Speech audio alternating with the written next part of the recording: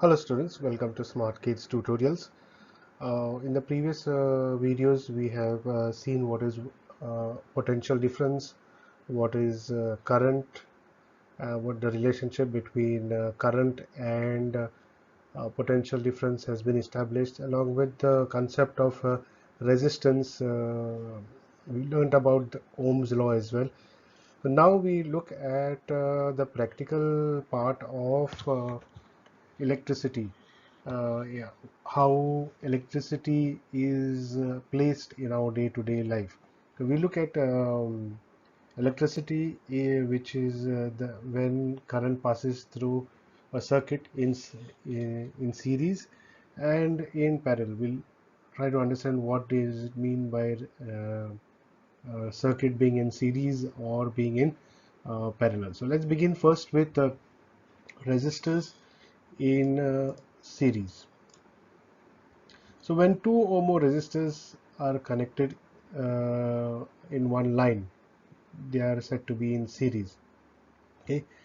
In this case, the current in the circuit remains the same. The current does not get divided, and the current from the source remains the same for uh, all the, if there are, let's say, 4 or 5 bulbs in series, the current for each bulb will be the same.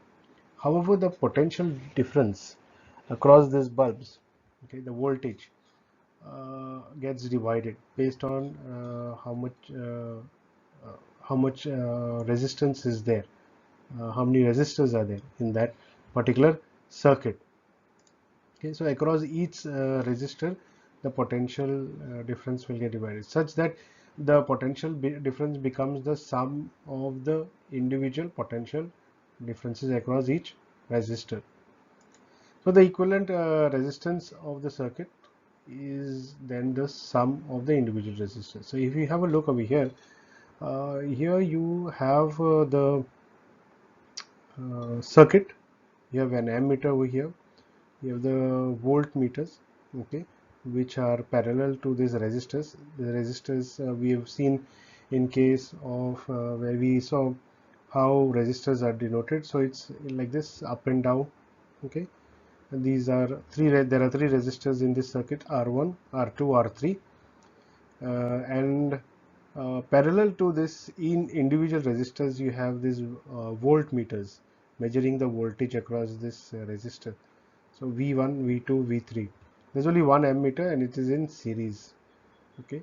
Here you have your battery, and this would be a switch over here. Okay. And there's indicating negative and positive, which means the electrons will flow from this end onwards. Sorry, here's your negative and here's your positive, which means electrons will flow this way and your current will flow this way, lighting this bulbs or whatever appliance is there in series. Okay, so this is how we get resistors in series. This is a this is a circuit in series, and we mostly see such circuits in case of those fairy lights which you will see for Diwali or Ganesh or Christmas. Basically for any weddings we put those lights. Those lights are usually in series. So which means when we switch it off, when we switch off the when the switch is switched off, all the lights go off at one time. Okay. It's not like how we have other appliances in the house. And then if we switch off the fan, the light also doesn't go off. For that, there is another switch. So we have to switch that off separately, individually. Over here, but when the switch is off, all these lights are also off. And when you switch it on, all these lights come on together. Okay, so that is when we said that they are in series. These lights that you see in series, that is why you will always notice that if a few lights are gone and the rest of the lights will not work. Okay, that this is because they are in series. The current does not get divided, the current remains the same. So if there is a current of, let's say, 3 amps flowing through this particular circuit, then it will be 3 amps only. But if there is a voltage, then the voltage will be the sum of individual voltages. So I mean the potential difference here is different and the potential difference here is different. Okay, now if they require the same voltage, then yes it will be, but the total voltage, let's say the voltage that is produced over here by this battery is, let's say, 9 volts. In this case the voltage across each resistor will be divided equally, so that will become 3 volts, 3 volts, 3 volts, totally 9 volts.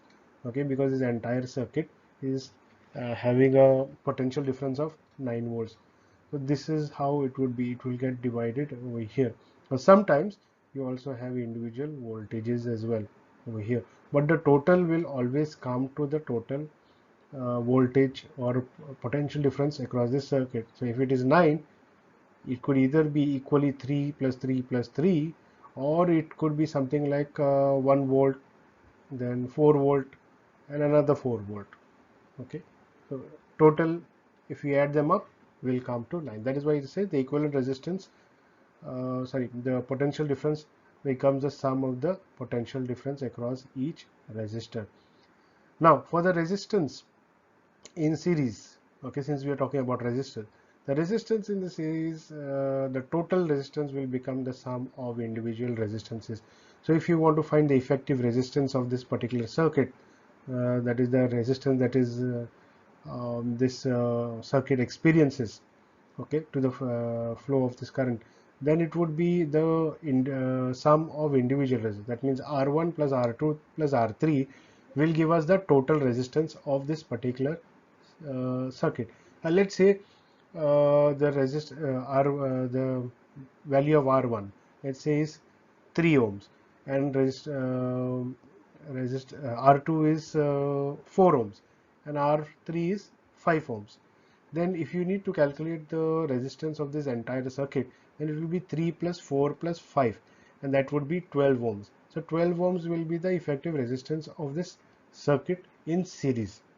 If you notice over here, here is given over here R is equal to R1, R2 and R3. Okay, so remember, in when if we have to calculate the resistance in series, then it is effective resistance is equal to R1 plus R2 plus R3. Basically it depends on the number of resistors that are there in that circuit. So it need not be just R1, R2 and R3. If there are just two, then it will be R1 plus R2. If there are more than three, then it will be R1 plus R2 plus R3 plus R4, and it will continue depending on the number of resistors in that particular circuit that we are looking to calculate. Okay,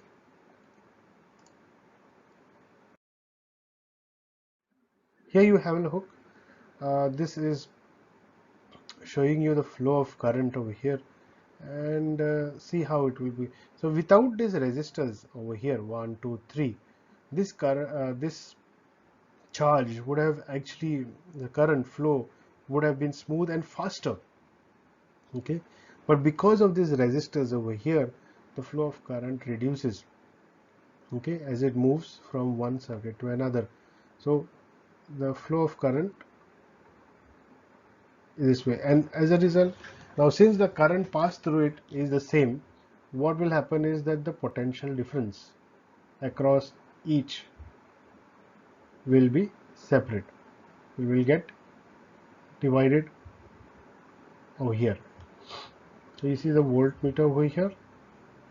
Now here over here, you see it is just connected, just showing you how resistors are placed in a series. They are in line with each other. We'll have a look at how resistors are there in parallel.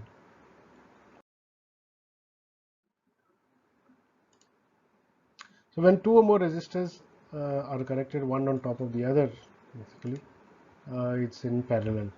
Okay, and the current that is flowing through the circuit is the sum of the currents through each branch of the circuit. So we'll have a look at the diagram and we'll see what it means. Now this is opposite of the resistors in series. How so?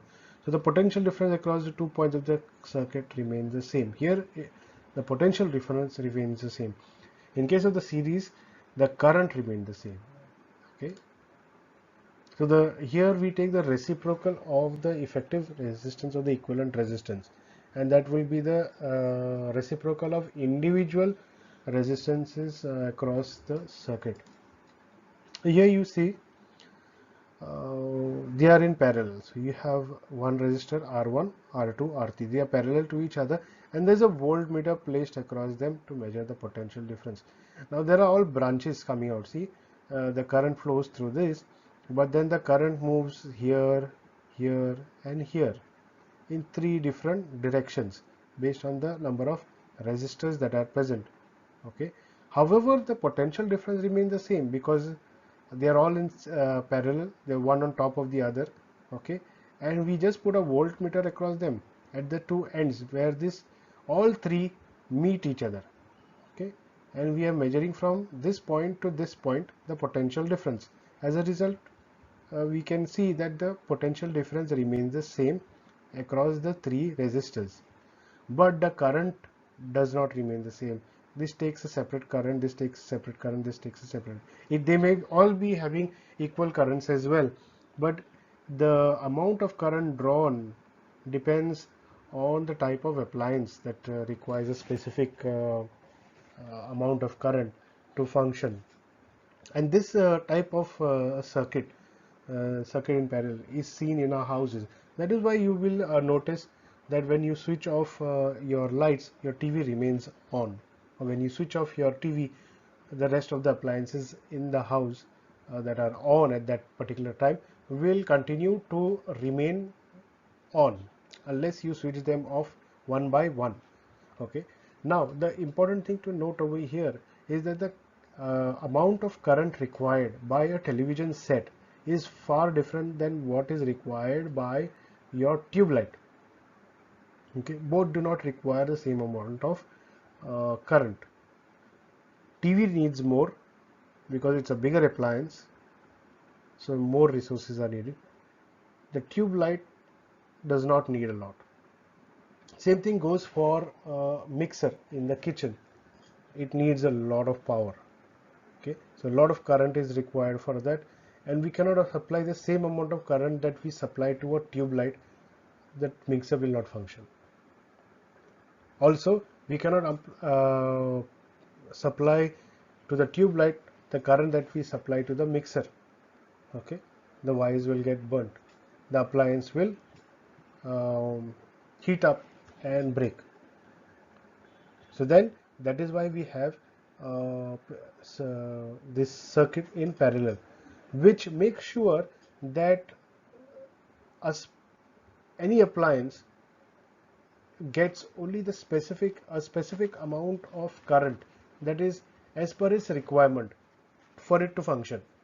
Okay, and as a result of which we can save a lot of electricity. Okay, and also let's say your a tube light has gone off. Okay, got spoiled, whatever, does not mean it will affect your other appliances in the house like your fridge, your mixer, your TV, or your fan. No, because they are individual circuits. Here in parallel they have individual circuits. In series they do not have individual circuits, they share a common circuit. That's why if a circuit breaks somewhere in between, their entire appliance is gone. Mostly we see that in case of those fairy lights or the decorative lights that we put during special occasions. Whereas in case of the appliances that we have, they have their individual circuits drawing their individual current. However, the potential difference across each of these appliances remains the same because they are all connected to the same circuit board. Okay, so potential difference remains the same, that does not change.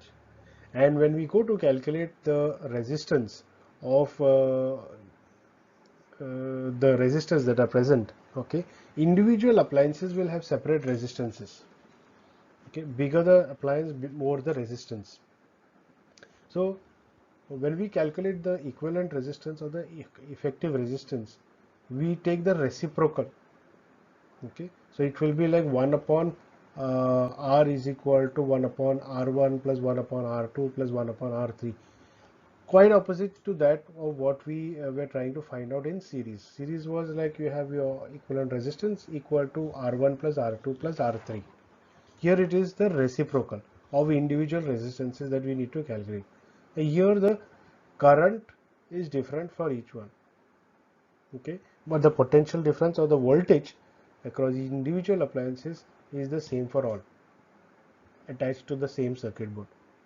If you notice over here, it gives 1 upon R is equal to 1 upon R1 plus 1 upon R2 plus 1 upon R3.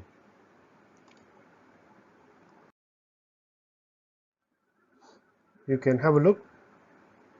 That's the flow of current, and each resistor actually shows you that there is a separate different appliance, and they are all connected in parallel with each other. And you see how the current, though it is flowing till here, from this point onward it gets divided into 3 different circuits. It actually passes through 3 different circuits. Okay, but it meets over here. So the potential difference is checked at these 2 points. That's why a voltmeter is linked to these 2 points to measure the potential difference across these 2 points, which are common to the 3 individual circuits or the 3 resistors. To give you an idea of the difference between series and parallel, so this is how it would work. This is in series, this is a circuit in series where the lights are all placed in line, and this one is a parallel circuit. If you kind of have a look, this is how it would work, gaining individual current. And if you notice over here, we'll have a look, this is the switch. So once the switch is on, current passes through these 2 bulbs, okay, in line, which means if there is a cut over here in the circuit, this will not get show any electricity. I mean, should not show, it will not glow, but this will also not glow because the circuit is broken over here.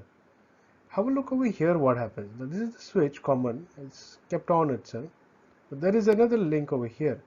You see what has happened over here. The current is flowing through this wire and through this wire, but if we break this wire, have a look, there is no current for this. This bulb will not glow, but this bulb glows. Have a look, we'll look at it again.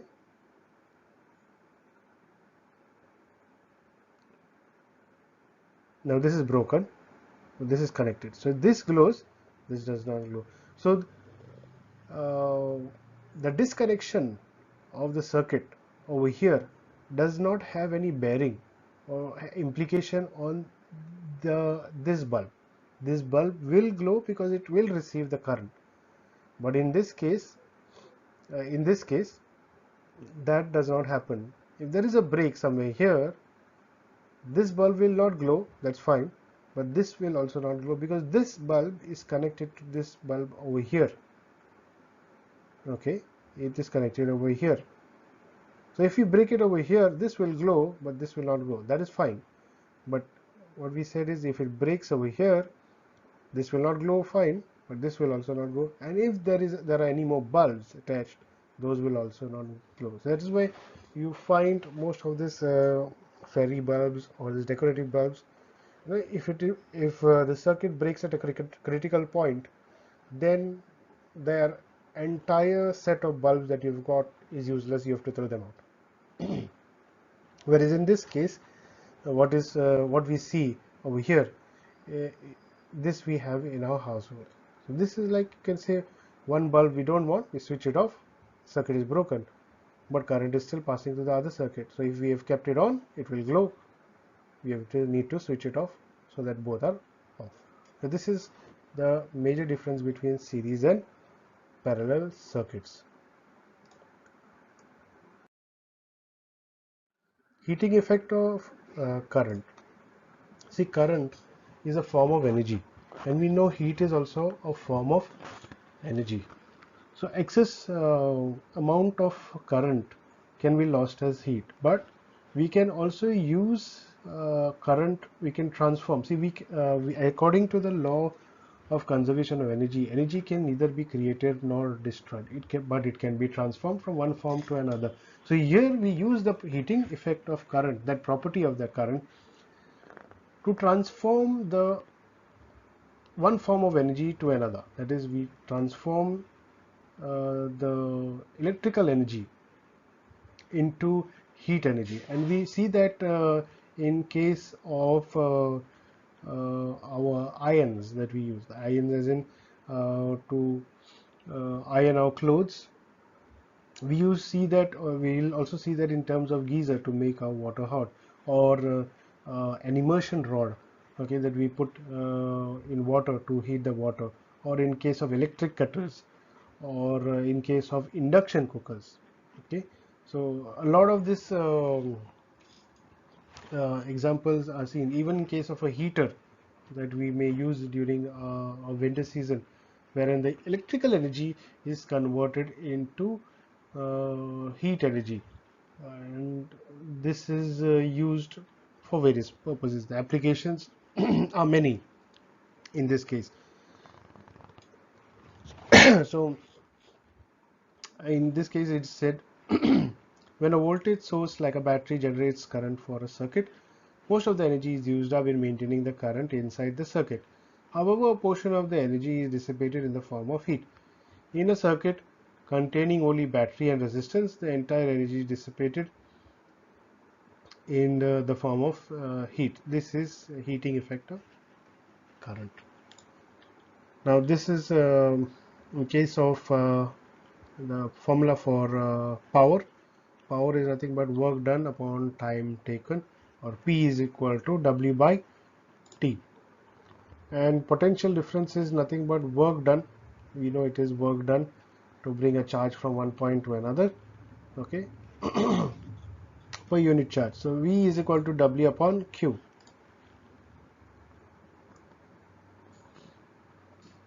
So we can take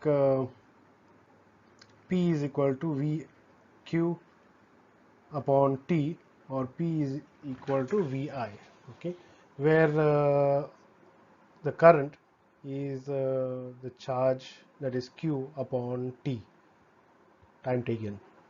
Okay, if you do this, you will come to know how we get from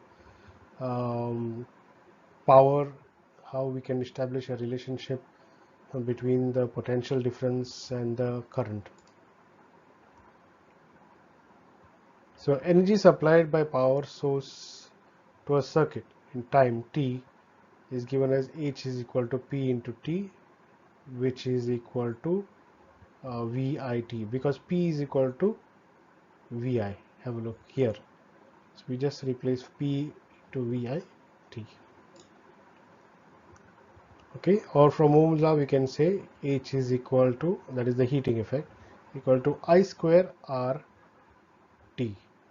Okay, because V is equal to IR from our Ohm's law.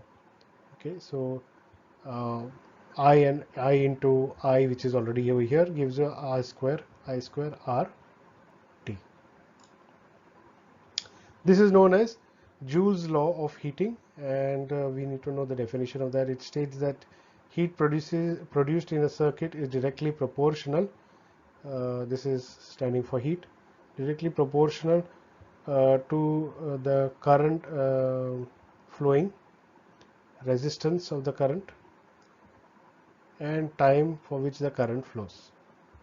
I stands for current, R for resistance, T for time, and H for the joules heating. What are the disadvantages of heating effect? Loss of energy, okay, and wear and tear of components. So we see this in a number of components. Almost every component that works on electricity, we will see that there will be a loss of energy in the form of heat.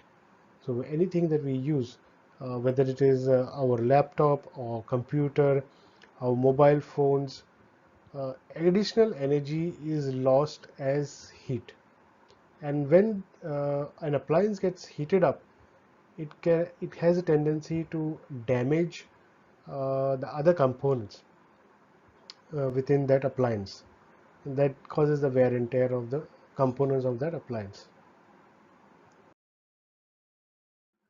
Applications we have already discussed. Applications of heating effect of current, and we discussed about electric iron. Then electric toaster is one more thing, electric heater, oven, etc. Heating effect produces light in a bulb, and we need to know, though the if we touch a bulb after it is on for some time, we'll see that the outside part is very hot.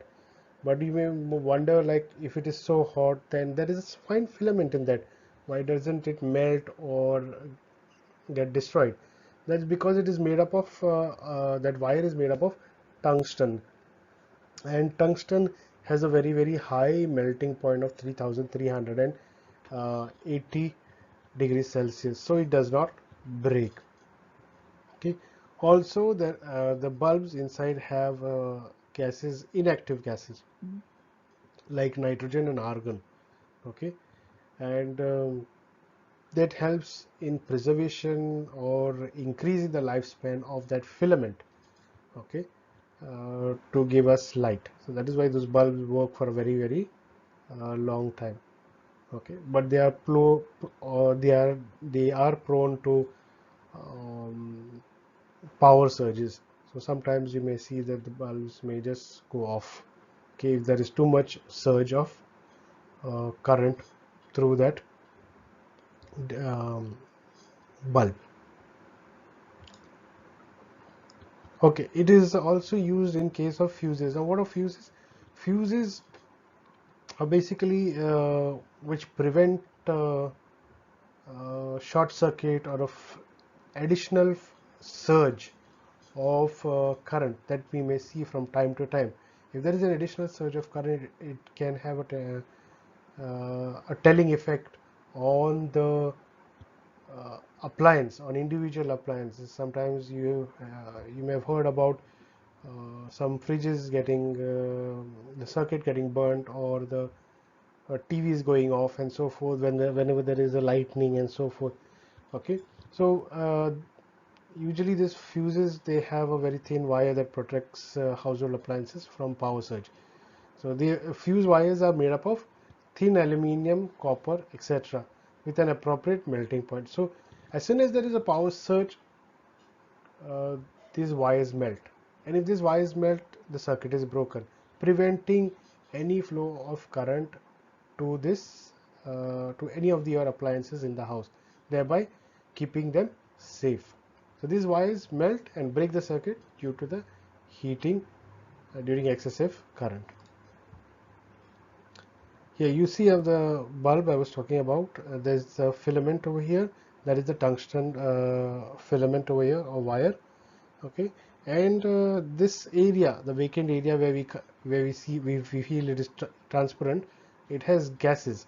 It may have an inactive gas like argon or nitrogen, and together with the high melting point and inactive gases present inside this bulb, it protects this filament and increases its lifespan. In that way, we don't have to keep buying bulbs. Okay, so a bulb will last you for a very long period of time.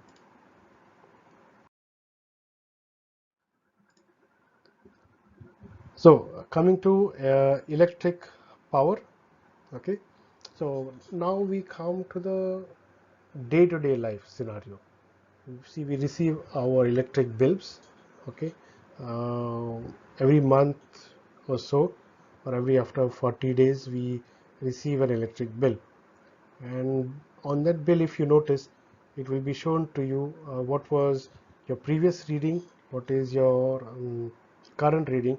Actually, your current reading is actually your previous reading, because uh, your billing right now, the electricity man comes, he checks what is your current bill. Okay, and he notes it down. That what he notes down becomes your current reading in the bill that comes later on. That's because it's coming printed, right? So when it comes printed, they have not seen what is your current reading. So what it says current reading is actually your reading when the electricity man came to take the reading last time, and your previous reading is actually previous to previous reading. Anyways, so your electricity bill will show you your current reading, your previous reading. It will also show you how much electricity you have used in terms of the units that you have used, and it will give you a breakdown as to so much units consumed, so much price you have to pay. Okay, apart from it gives you a total amount of how much you need to pay by the due date. Okay, so electricity power is calculated as kilowatt hour. Okay, because it's a big unit, and rate at which electric energy is dissipated or consumed in a circuit is called electrical power. So that is the power that we consume. SI unit of power is watts. Okay, so 1 watt power is consumed when 1 amp of current flows through a device at a potential difference of 1 volt. Okay, that is why we say voltage is and current are directly related to power. So P is equal to VI. P stands for power, V stands for voltage or the potential difference, and I for the current. So 1 watt of power is consumed when 1 amp is the unit of current, flows through a device at a potential difference of 1 volt, and 1 volt is the unit of voltage or potential difference.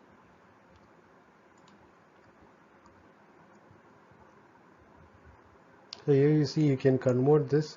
V can be taken as equal to IR from Ohm's law. I into I will give you I square R over here, and further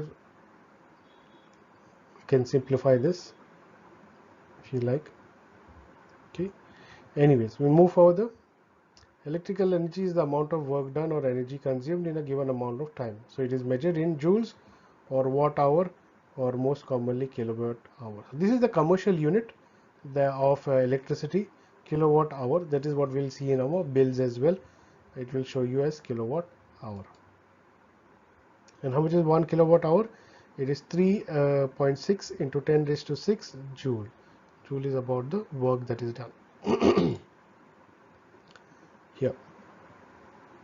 So that is why even at the on the reverse side of an electric bill, it will actually tell you which appliances use how much power do each appliance use, and it will also advocate or promote the use of LED bulbs which consume a lot less power compared to your incandescent bulbs. Incandescent bulbs are the old bulbs that we used to receive. Okay, most of them have been phased out. Some houses will still have them. Some also have CFL bulbs, but LED bulbs are way better than CFL bulbs, and LED bulbs consume a lot less power as compared to the CFL bulbs and incandescent bulbs. Now you get LED tube lights as well, so that will bring down the total amount of power consumed, and as a result they will also lead to a reduction in your electricity bills as well. Okay,